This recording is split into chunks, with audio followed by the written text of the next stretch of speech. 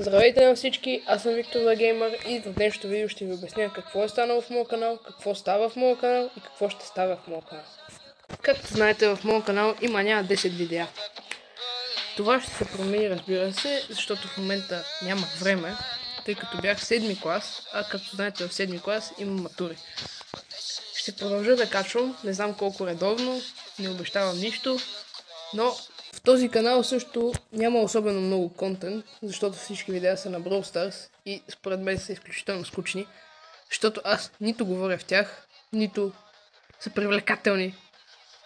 Също така, хора, ако това видео събере 25 лайка, ще направя сетъп тур и ще ви покажа с какво аз разполагам и как като цяло ще заснемат видеа от тук нататък, с каква периферия, как се обработват. И да. Също така, както знаете, каналът ми е направен като за деца, така че няма коментари. Това не знам точно как се оправя, но ако разбера, ще го оправя. Ако го оправя, може да пишете дали искате ново лого в канала, защото не знам дали това ви харесва. И да. Ако този господин на екраните ви се съгласи да снимаме, ще снимаме и с него, но за това не се знае. При мен всички абонати са дошли от него, защото кой ще се абонира за човек с 10 видеа има,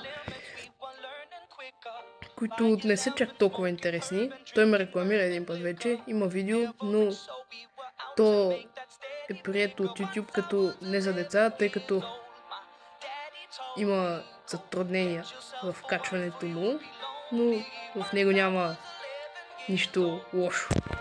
Също така, хора, оставете по един лайк и се абонирайте, защото ако успеем да направим до другия месец 100 абоната, до края на другия месец 100 абоната, ще има по 3 видеа седмично и по 5 шорта седмично. Ми хора, като цяло това е. Абонирайте се, харесайте, това беше от мен. Чао и до следващия път.